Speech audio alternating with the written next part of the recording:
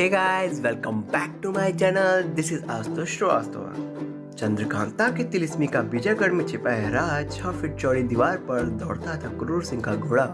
दुनिया के सबसे अनोखे स्थान पर्यटकों के लिए हमेशा से लुभाते रहे। अपनी जिज्ञासा को शांत करने के लिए देश विदेश से पर्यटक पहुंचते रहते हैं, भले स्थान वो 7 समुद्र पार ही क्यों न हो। इसी खूबसूरती और अनोखेपन को समेटे हुए है सोनभद्र जनपद का विजयगढ़ किला। यहाँ का वैभव कैसा रहा होगा, दुर्ग का जर्रा जर्रा आज भी बयां करता है। देखने वाले अपलक निहारते रह जाते हैं और ढूंढते रह जाते हैं उस चंद्रकांता को जिसे देवकी नंदन खत्री ने अपनी रचना चंद्रकांता की संतति में उकेरा है। इसके साथ दुर्ग से वही वीर गाथा की धाराओं को भी लोग बरबस नहीं भूल पाते। यही कारण है कि साल दर साल पर्यटन प्रेमी किसी न किसी रास्ते आते ही रहते हैं। यह विजयगढ़ दुर्ग 4 राज्यों मध्य प्रदेश, बिहार, झारखंड व छत्तीसगढ़ राज्यों के सीमावर्ती जनपद सोनभद्र में है। यह दुर्ग वीरगाथा, एयारी की अनसुनी कहानी व तिलस्मी के खजाने से भरपूर विजयगढ़ दुर्ग महाभारत काल से लेकर अंग्रेजों की गतिविधियों का साक्षी यह किला कई रहस्यों को समेटे हुआ है। यहाँ आस्था है, रहस्य है और रोमांच भी भरपूर है। गंगा जमुनी तहजीब का प्रत्यक्ष प्रमाण यहाँ देखने को मिलता है। कुल मिलाकर पर्यटन की दृष्टि से यह स्थान सोनांचल का महत्वपूर्ण स्थल है। महाभारत काल से भी जुड़ा है विजयगढ़। हजारों साल पुराने इस दुर्ग का इतिहास महाभारत काल से भी जुड़ा है। कभी विजयगिरी के नाम से पहचान रखने वाले इस दुर्ग पर ऋषियों द्वारा तपस्या की जाती थी। कालांतर में यह किला बना। ऐसी मान्यता है कि चंद्रगुप्त मौर्य को जब मगध पर आक्रमण करना था तो उन्होंने अपनी सेना को इसी किले में विश्राम कराया था। यहाँ से थोड़ी दूरी पर ही मगध पड़ता है जो बिहार में है।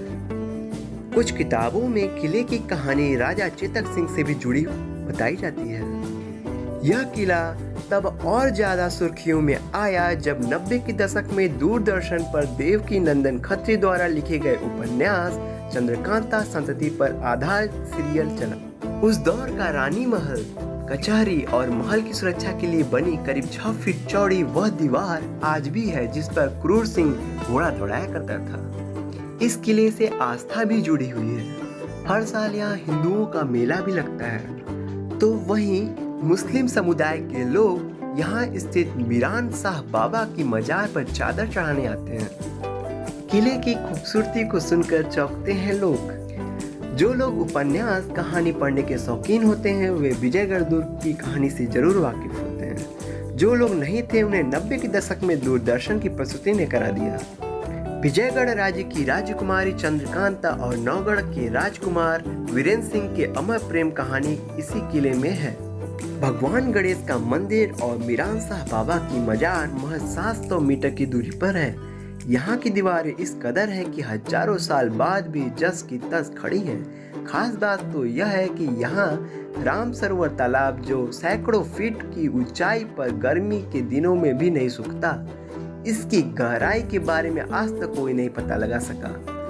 नौगढ़ व चुनारगढ़ जाने के लिए गुप्त रास्ता और महल का मुख्य सिंह द्वार आज भी पर्यटकों के लिए आकर्षण का केंद्र है। इसमें से भरपूर इस दुर्ग पर अगर कोई जाए तो उसे यहाँ की कुछ चीजें देखनी जरूर चाहिए। मुख्य द्वार जो कई कोणों से घुमाया गया है। स्थिति यह है कि यहाँ अगर 2 लोगों को बंदूक देकर तैनात कर दिया जाए तो कोई रास्ता नहीं जो दुर्ग में प्रवेश दिला सके सिवाय हेलीकॉप्टर के।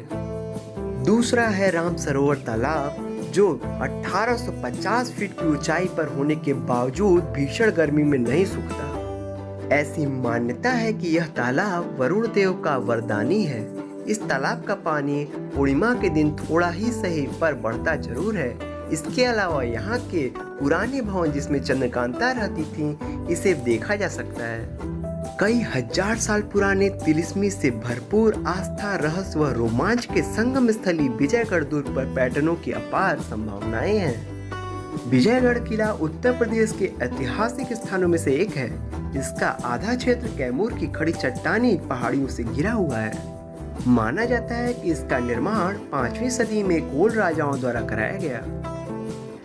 किले की अनूठी विशेषता इनमें बने गुफा, चित्र, मूर्तियां, चट्टानों पर लिखे गए शिलालेख और 4 बारहमासी तालाब आदि हैं। इस किले के पास 2 लैंडमार्क स्थित है जिन्हें मीर सागर और राम सागर के नाम से जाना जाता है। इन दोनों के मध्य रंग महल पैलेस है जो खूबसूरत चट्टानी नक्काशियों के लिए जाना जाता है। कांवरिया या भगवान शिव के भक्त अपने घरों से पैदल जाते हैं और राम सागर से पानी लेकर शिवलिंग के ऊपर रखते हैं।